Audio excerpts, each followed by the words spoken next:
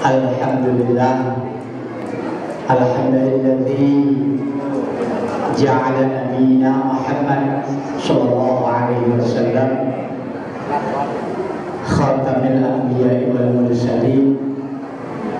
Asyhadu an la ilaha illallah al-malikul mubin wa asyhadu anna Muhammadan abduhu wa rasuluhu arsalahu rahmatan lil alamin. Allahumma shalli wa sallim wa barik ala sayyidina wa habibina wa syafi'ina wa qurrati a'yunina wa maulana Muhammad wa ala alihi wa ashabihi wa ummati ila yaumiddin, amma ba'd. Hadirin kiram, para alim ulama, para ustaz, para guru, tokoh-tokoh masyarakat, wabil khusus takmir masjid beserta jamaah, bapak-bapak dan ibu-ibu, remaja, anak-anak semuanya yang insyaallah dirahmati oleh Allah Subhanahu wa taala. Amin. Alhamdulillah, pada pagi hari ini kita dapat memperingati Maulid Nabi besar kita Muhammad sallallahu alaihi wasallam. Manusia, bahkan makhluk termulia, makhluk termulia. Tidak ada makhluk di seluruh alam semesta, tidak hanya di dunia, tapi sampai di akhirat, sampai di langit, makhluk termulia adalah Rasulullah. Jadi kalau kita bergembira, kalau kita senang, kalau kita merasa bangga punya nabi seperti nabi kita, itu sangat-sangat wajar. Jangankan kelahiran beliau, hampir semua bapak dan ibu kalau punya anak lahir, saya yakin semuanya berbahagia. Apalagi kelahirannya sempurna, tanpa operasi, anaknya lahirnya juga secara fisik bagus, secara fisik cantik. Insya Allah Bapak Ibu sangat baik. Padahal itu baru kesempurnaan fisik. Bisa jadi besar-besarnya justru tidak menyenangkan orang tua. Bisa jadi na'udzubillah besar-besarnya justru durhaka kepada orang tua. Tapi minimal waktu lahir kita senang. Apalagi manusia yang terbaik, makhluk yang terbaik, lahir kita senang, sangat-sangat wajar. Beliau jelas dari lahir sampai wafatnya baik.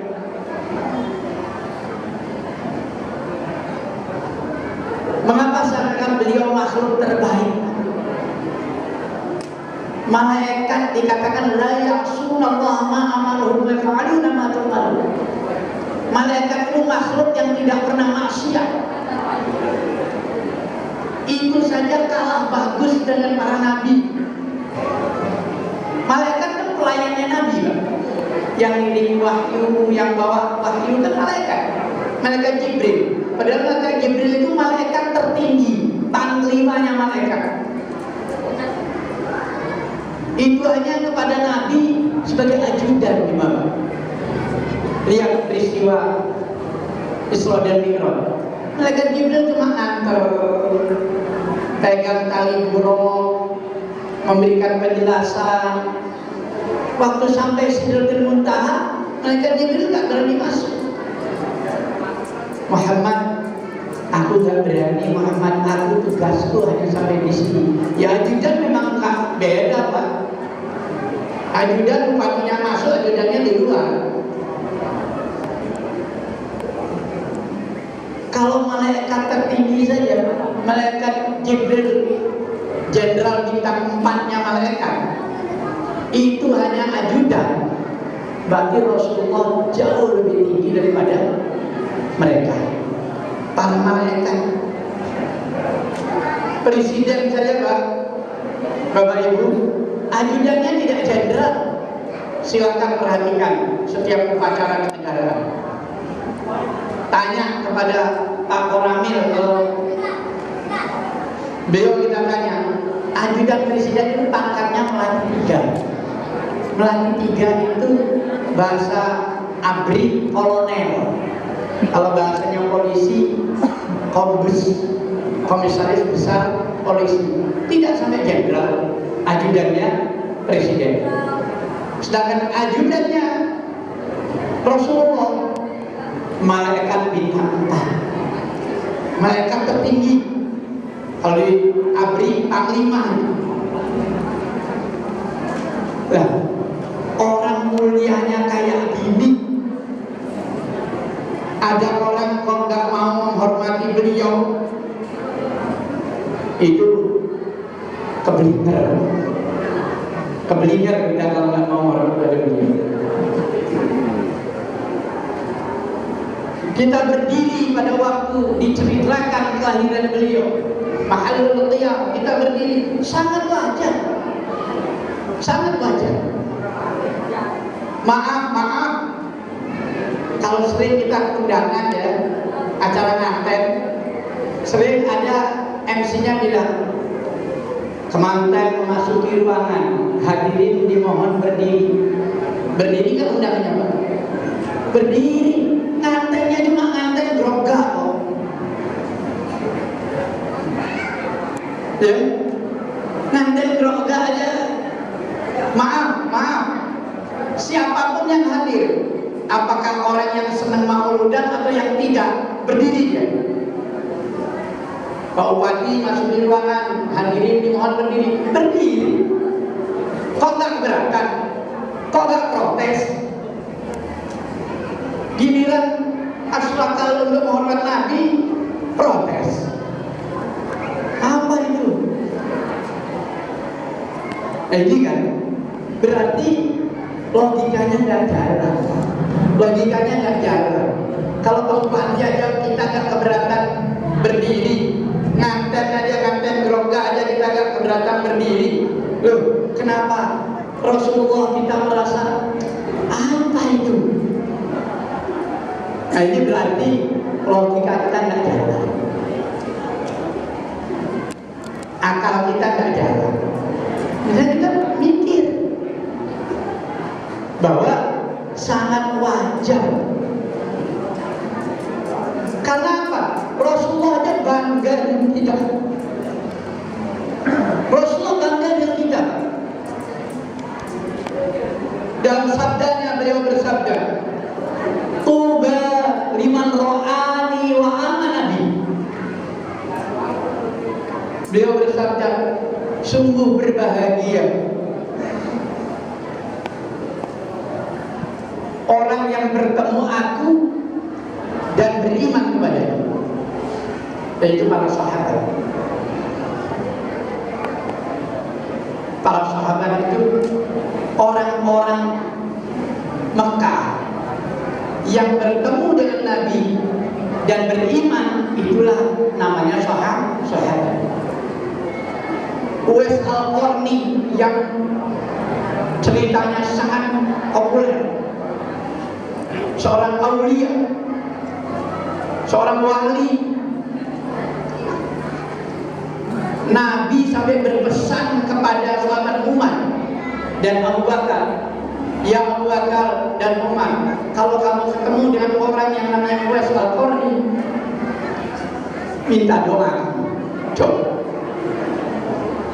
sekelas sahabat Abu Bakar dan Umar itu oleh Nabi dipeseni kalau ketemu Uwais Al-Qarni disuruh minta doa. Tapi Uwais Al-Qarni bukan sahabat. Karena apa? Tidak pernah bertemu Nabi.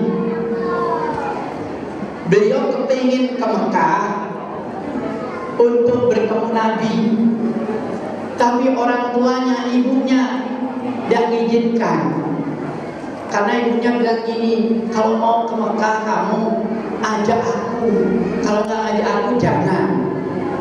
Ya wis Al-Qarni bingung, ibunya sudah nggak kuat jalan. Satu-satunya cara harus digendong. Sedangkan Uwais Al-Qarni merasa belum mampu gendong ibunya. Saking inginnya bertemu Nabi, tapi tetap berbakti kepada orang tuanya. Uwais Al-Qarni gendong kambing, naik gunung turun gunung untuk melatih diri supaya kuat gendong ibu. Coba dia gendong kambing, bahkan setelah kambing pun dirasa ringan, anak onta digendong. Akhirnya Uwais Al-Qarni merasa fisiknya sudah siap. Ibu, haji tahun depan saya siap mengantar ibu untuk bertemu Rasulullah. Akhirnya haji berikutnya, haji ini gak jadi, haji berikutnya dia gendong ibunya, diajak ke Mekah. Tapi dia gak dengar kabar kalau Rasulullah sudah wafat di bulan Maulid. Karena Rasulullah itu lahirnya di bulan Maulid, hijrahnya di bulan Maulid, dan wafatnya pun di bulan Maulid. Jadi di sana akhirnya Uwais Al-Qarni tidak termasuk sahabat karena tidak pernah bertemu dengan Rasulullah. Tapi orang yang dikagumi oleh Rasulullah, namanya sudah terdengar, tapi tidak pernah ketemu. Nah, orang yang tidak ketemu dengan Nabi dibanggakan oleh Nabi. Tuba, summa tuba, summa tuba. Salah kamar. 3 kali Nabi mengatakan, berbahagialah, berbahagialah, berbahagialah. 5 lam ro'ani wa amani.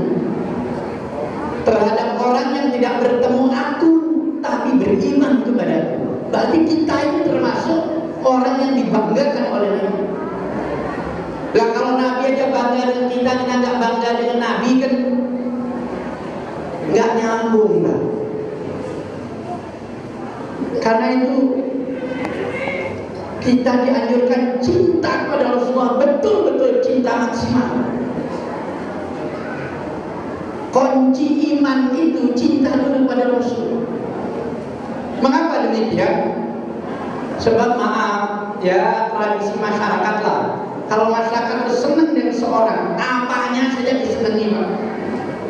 Caranya ngomong disenangi, cara jalannya disenangi, kucingnya disenangi, Pak.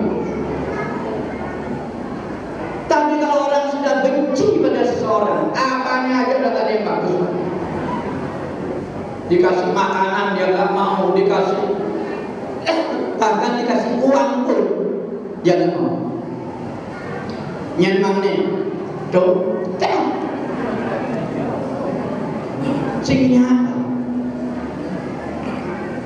nggak mau dia. Kalau yang ngasih orang yang dibenci, bahkan binatangnya pun ada orang yang dibenci. Ini punya kucing juga dimarahin. Nih kucing, tuh mak sapu sampai mana? Langsung yang udah sapu dipukul kucingnya orang. Karena padahal kucingnya nggak salah, tapi yang punya yang dia ada senang. Coba, gara-gara nggak senang orang itu, apanya dia nggak senang. Tapi kalau kita senang, apanya dia senang. Ah itulah, karena itu kunci kita bisa iman kepada Allah dan Rasulnya. Cintailah Allah dan Rasul. Jangankan Rasulullah,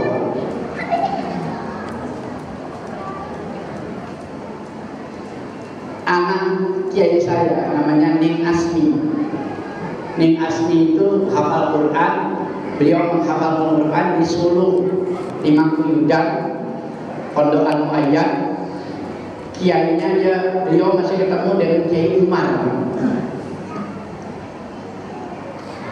Beliau pas jadi santri, semaan Qurannya, nyetor Qurannya ke Kiai Umar, nyetor hafalannya. Beliau dapat 2 tahun mondok, Kiai Umar wafat.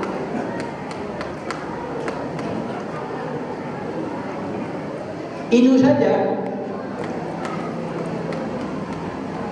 Di saat-saat tertentu, tidak tiap hari. Tidak tiap hari. Itu kalau dia lagi setoran, bau minyak wangi yang biasa dipakai Kiai Umar ada. Langsung santri-santri yang sholat Al-Quran nunduk sambil berbisik, Kiai Umar datang. Santrinya berbisik dari temannya, Kiai Umar datang. Karena apa? Minyak wangi yang biasa Kiai Umar pakai muncul saat setoran hafal Al-Quran itu. Ya tidak setiap waktu, tapi ada saat tertentu beliau hadir secara ruhiyah tentunya, secara ruhiyah. Kalau Kiai Umar seorang hafal Al-Quran dan seringnya muridnya hafal Al-Quran dan sekali waktu muncul, yang cerita itu anak saya, karena saya pernah mengundang beliau untuk semak Quran di Jembrang. Saya makin mantep pada saat apa? Pada saat Yai marah mengatakan jangan kurang ajar kepada Nabi, karena Nabi datang pada saat kamu baca sholat. Saya karena itu sangat meyakini itu. Dan ini luar biasa.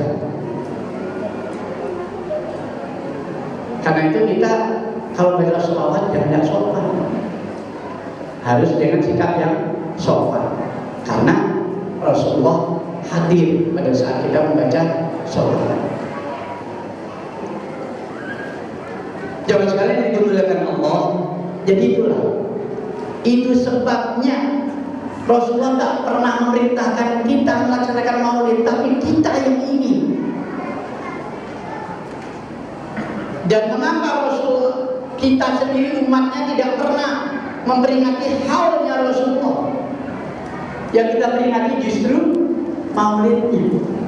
Kalau orang diterangin maulidnya biasanya kan ini ulang tahun, kalau maulid itu kan hari kelahiran. Kalau hari kelahiran berarti kita memperingati ulang tahun. Kalau orang diperingati ulang tahunnya masih hidup atau sudah mati? Masih hidup. Kalau sudah mati orang diperingati haulnya, hari kematiannya. Loh kok Rasulullah aneh kita peringati maulidnya? Karena kita sendiri merasakan seolah-olah Rasulullah masih ada di tengah-tengah kita. Kita ingin mempersonifikasikan Rasulullah, mewujudkan Rasulullah dalam hayalan kita, seolah-olah Rasulullah itu masih ada di tengah-tengah kita. Sehingga kita kalau sholat ingat ada Rasulullah kan malu kita. Mau sholat main-main kan malu.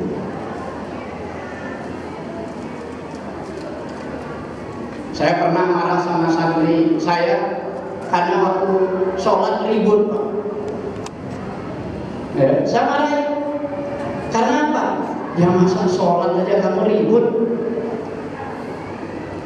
Kalau ada, maksud ya, kalau ada saya ngajak ngaji atau saya ngajak zikiran anak-anak, kalau tidur saya nggak marahin, Pak. Tidur itu alami, orang ngantuk tiduran, alami. Dan kalau ribut saya marahin, berarti tidak menghargai majelis. Orang sholat kok ribut, padahal kita tahu Masya Allah sholat itu Pak yang paling utama di antara ibadah-ibadah yang lain. Awal ma yuhasibu as-shalah. Pertama kali yang akan dilihat, dihitung, itu adalah sholat. Karena itu perbaiki sholat kita. Niatnya, bacaannya kita perbaiki. Ada hal yang kadang-kadang maaf, banyak masyarakat yang kadang-kadang kurang tahu, ya, atau sudah pernah belajar tapi lupa.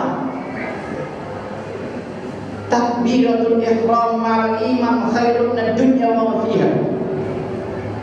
Cari pahala yang enteng, Pak, kalau ke masjid itu.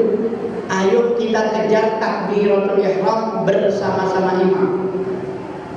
Gimana maksudnya? Begitu imam sholli fardhu zuhri 4 rakaat mustaqbal qiblati ada imam Allah Ta'ala Allahu Akbar.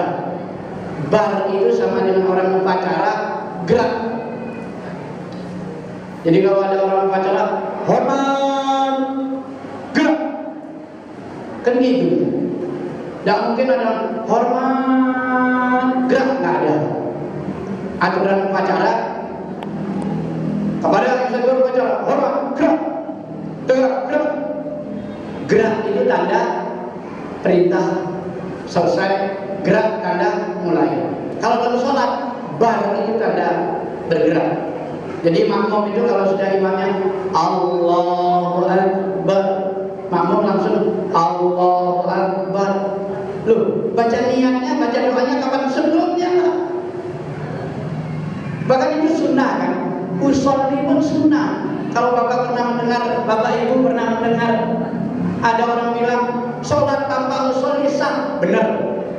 Tapi kalau sholat tanpa niat salah. Kalau sholat tanpa usolli benar. Karena usolli itu cuma sunnah, namanya pengantar niat. Niat itu dalam hati. Pada saat kita sholli fardhu zuhri 4 raka'atin mustaqbal qiblati ada imam Allah Ta'ala, ada makmum Allah Ta'ala Allahu Akbar. Pada saat bibir kita mengucapkan Allahu Akbar, hati kita berniat. Aku berniat sholat zuhur 4 rakaat mengikut imam karena Allah Ta'ala. Itu harus pas dengan bar selesai. Makanya patut diduga kalau ada orang sholat loh, tidak berniat. Patut diduga dia tidak berniat. Kalau orang berniat, coba anak saya kalau latihan waktu kecil, latihan berniat, saya disuruh ngomong,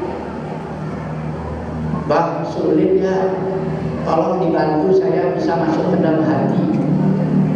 Dia yang takbir Allah, saya di sampingnya. Aku niat sholat zuhur 4 rakaat karena Allah Ta'ala. Itu saya di samping ngomong gitu. Dia sambil Allahu Akbar. Nah kalau segitu kira-kira berniat orang.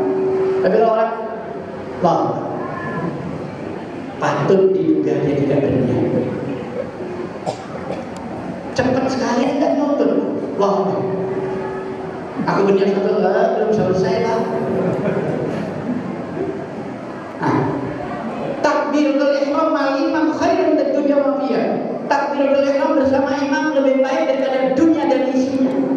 Kita hilang uang 100.000 aja pusing.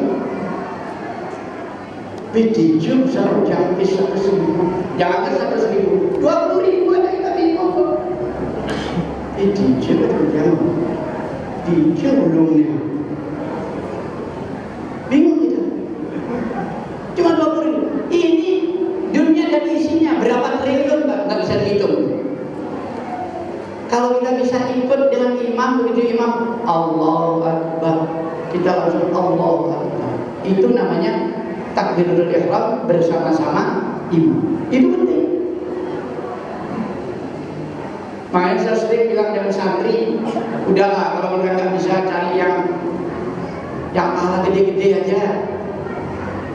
Yang banyak takbiratul ihram bersama imam. Sering kadang-kadang maaf Pak, ada orang duduk di masjid dari belum azan sampai iqamah sampai sholat, jadinya makmum masbuk, jadinya makmum yang terlambat, berdirinya bareng dengan imam. Atau kadang-kadang enggak, duduk Kalau udah qad qamatis shalah, qad qamatis shalah itu perintah untuk berdiri sholat.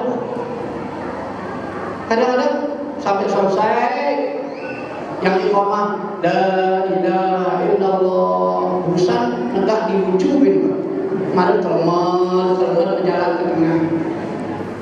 Sampai di depan imamnya sudah waladdallin amin, itu makmum masbuk, makmum kaset. Padahal dia ada tadi sebelum orang azan. Kok bisa kaset? Kenapa? Qad qamatis shalah, langsung kita berdiri di saf paling depan. Kemudian imam Allahu Akbar, ada yang belum niat, belum baca pengantar niat, maksudnya bukan niat, langsung angkat tangan dia. Takbir. Kalau doa boleh, dapat pahala, tapi di awal. Jadi begitu berdiri qalban Islam, Allah la ilaha illallah la ilaha Muhammadur Rasulullah sallallahu Rabbi ja'alni muqimas salati wa dzurriyyati rabbana wa ta'ala wa qadin nas bin nas la nas fi sallallahu khanas alladhi yusbihu nas jinna wan nas asyhadu an la ilaha illallah wa asyhadu anna Muhammadar Rasulullah. Allahumma shalli ala sayyidina Muhammad wa ala ali sayyidina Muhammad. Nawaitu usalli fardal maghribi salat raka'atin mustaqbil qiblati adaan ma'muman lillahi ta'ala. Diam sudah kita. Begitu imam Allahu Akbar, Allahu Akbar, nah itu kita dapat pahala dunia dan akhirat. Luar biasa. Masa kita sudah berada di masjid, nak mau ngejar uang triliunan kita emang kita buang. Tidak sampai triliunan lah. Orang apa ngirim kelapa sampai ke Lamongan, cuma nyari untung 1.000 2.000. Ke Lamongan dia bawa. Orang ngirim pasir dari Karangasem sampai negara, untuk apa? Cari untung 1.000 2.000. Ini sudah dari masjid mau cari untung triliunan kok dilewatkan. Kenapa? Nah kita kan beri maulid niat niru Rasul. Nah, itu hal-hal yang enteng, gampang kita untuk dapat pahala, kenapa kita lewatkan? Itu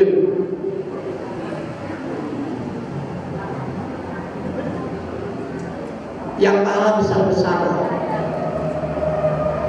Terus ada lagi pahala besar, yaitu sholat sunat fajar, yaitu sholat sunat sebelum sholat subuh, qobliyah subuh. Itu pahalanya juga dunia dan di sini. Kemudian kalau mau sholat, mulai sholat subuh, jangan keluar masjid, jangan ngomong, berada di masjid sampai terbit matahari. Itu pahalanya haji. Sekarang haji kan sangat susah. Yang belum bisa haji, minimal kita dapat pahala haji lah. Haji susah, antriannya selain tahun Pak, 25 tahun sekarang.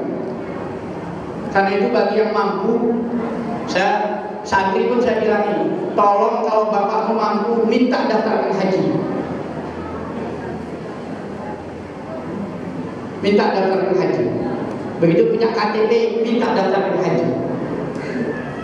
Kenapa? Biar anak kita juga tidak terlalu tua nanti. Kalau dia tamat punya KTP umur 17 tahun, tidak daftarkan haji, kan berarti nambah lagi 25 tahun, kan masih usia berapa ya? Baru 42 tahun, masih pantas kok, seger loh. Ya kalau umur 80 daftar, insya Allah berangkat Pak.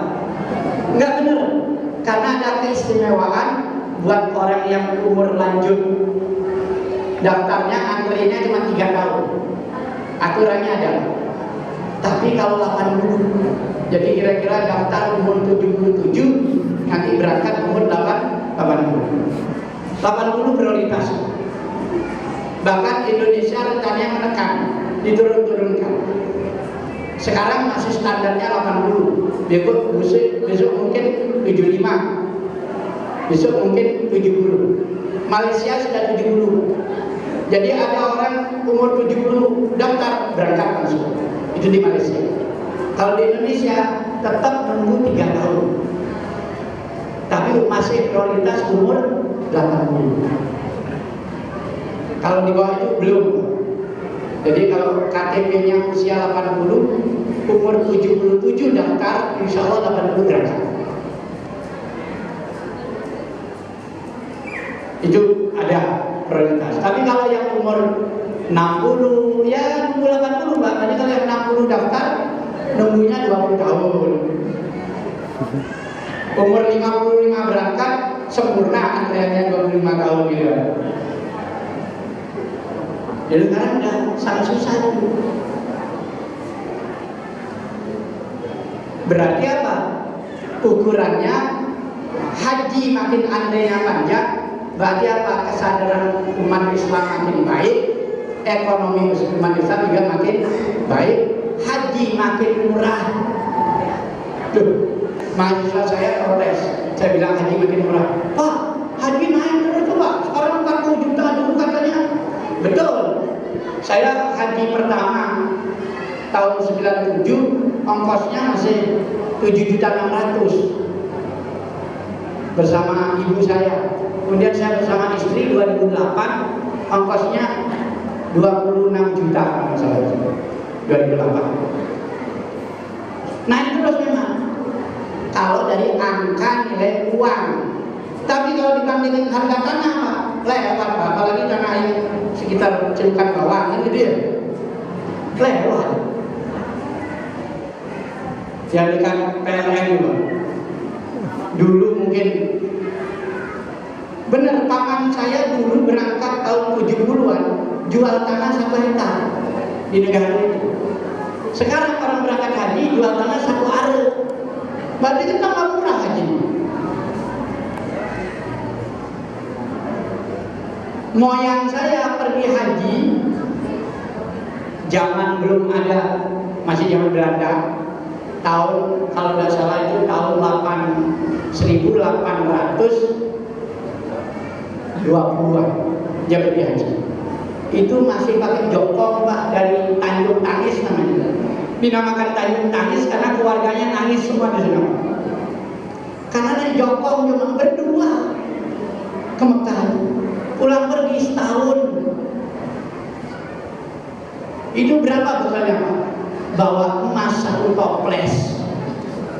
Emas 1 toples itu kalau kurang lebih itu 3 kilo Pak. 3 kilo kalau sekarang berarti lebih dari 2 miliar. Ongkos haji dulu sudah nyawa setengah ada Pak. Naik jokong ke Mekah. Yang ini cari pelesiran Pak, ke koper besar, menaik haji naik pesawat 10 jam lebih jauh Jakarta daripada Mekah Pak. Bapak naik bis ke Jakarta, pagi ini berangkat, besok pagi baru nyampe. Haji 10 jam naik pesawat. Belum lagi besok kalau ada pesawat yang akan diciptakan itu kecepatannya sama dengan suara, itu berarti ke Mekahnya 4 jam. Cari ke Bandung kan Pak, ke Mekah. Sehari pulang balik bisa ke Mekah. Bahkan beli air zam-zam itu ke Mekah. Tidak, balik yang sore. Bisa. Kalau pulang rumahnya di samping bandara, ya bisa.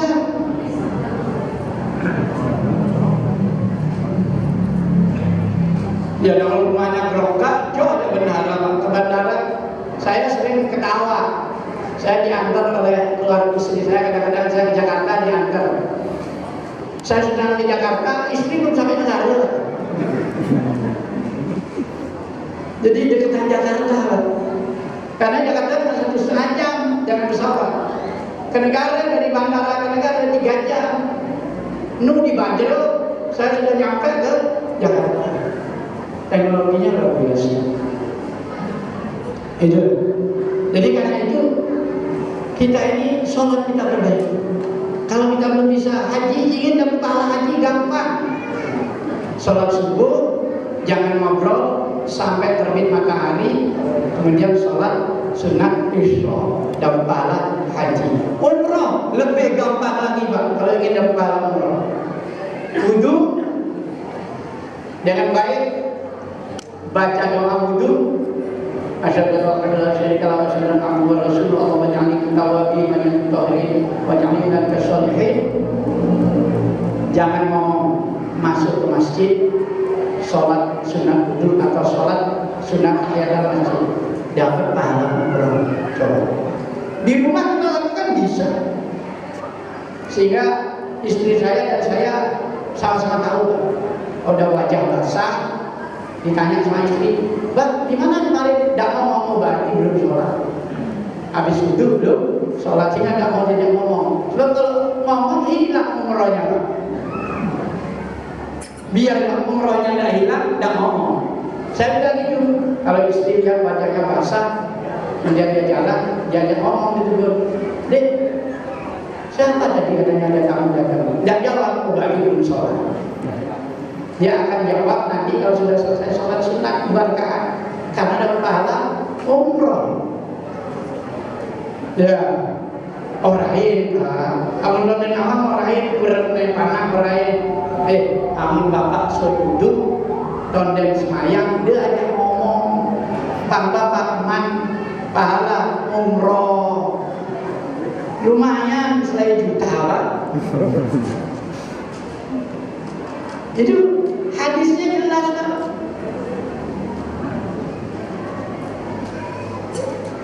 Man tawaddo'a fasbala wudu'ahu. Siapa yang wudu kemudian memperbaiki wudunya ya, bagus, menyela-nyela, pakai kumur-kumur, pakai masukkan air di hidung, nyela-nyela dari tangan, nyela-nyela dari kaki, meratakan air dengan sempurna. Summa sholat raka'atain. Kemudian dia sholat 2 rakaat.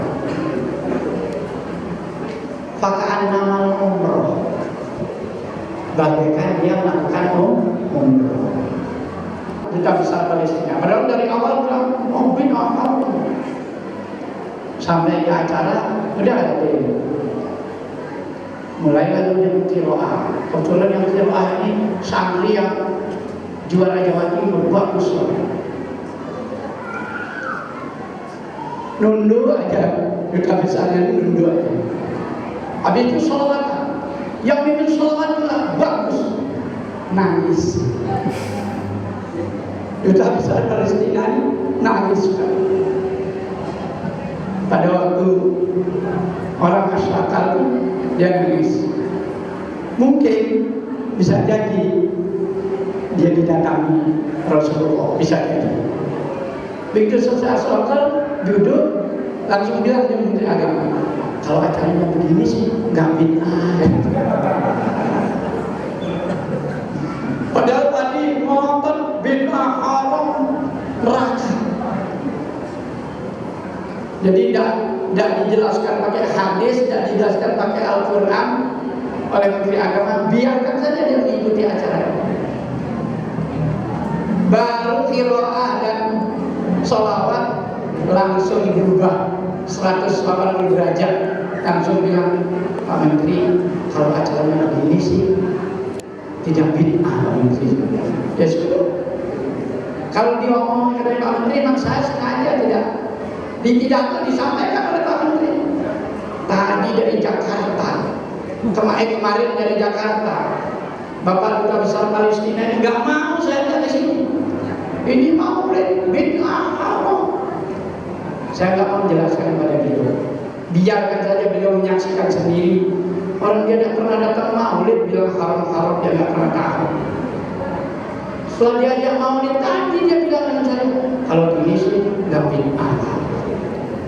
Jadi nggak perlu dalil hadis, nggak perlu dalil Quran, cukup melihat langsung. Dan kita di sini kan memberikan pencerahan, memberikan informasi supaya bagaimana kita semakin bisa mencontoh Rasul dari hal-hal yang penting. Mau dari celana boleh, dari jenggot boleh, asal jangan dari kawin aja Pak, karena ibu-ibu mesti protes itu. Kalau yang lain-lain boleh, dari makan boleh, tapi alangkah baiknya kalau mulainya dari sholat. Mulainya dari ibadah akan lebih baik. Karena itu mudah-mudahan lewat peringatan Maulid ini kita perlahan-lahan bisa meneladani Rasul dari hal-hal yang penting yang mungkin kita bisa lakukan. Sehingga apa? Sehingga kita ini semakin mendekat kepada akhlak Rasulullah. Wa khuluquhul Quran. Akhlaknya adalah Al-Quran. Mudah-mudahan kita lewat peringatan Maulid ini semakin bisa meniru Rasulullah, dan mudah-mudahan kita mendapatkan syafaat dari Rasulullah SAW. Amin amin ya rabbal alamin. Mari kita tutup acara ini dengan doa bersama.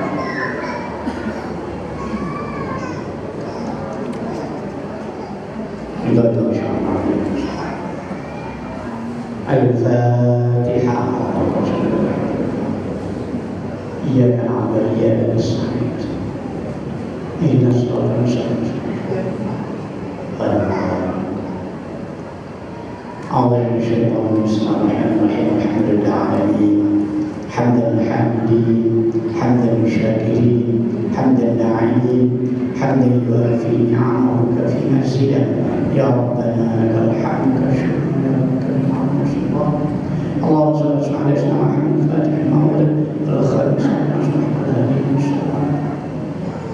ربنا اغفر لنا واتنا ربنا هب لنا من ازواجنا وذرياتنا وتلاميذنا وجماعتنا ربنا لا تزغ قلوبنا بعد إذ هديتنا ربنا يسر لنا أمورنا وحسن مقاصدنا برحمتك يا الله وبعظمتك يا الله وبملكك يا الله وبشفاعة رسول الله صلى الله عليه وسلم. اللهم اصلح أمة محمد، اللهم فرج عن أمة محمد، اللهم ارحم أمة محمد. ربنا آتنا في الدنيا حسنة وفي الآخرة حسنة وقنا عذاب النار وادخلنا الجنة مع الله يا عزيز يا غفور العالمين. وصلى الله على سيدنا محمد والحمد لله ببركة الفاتحة.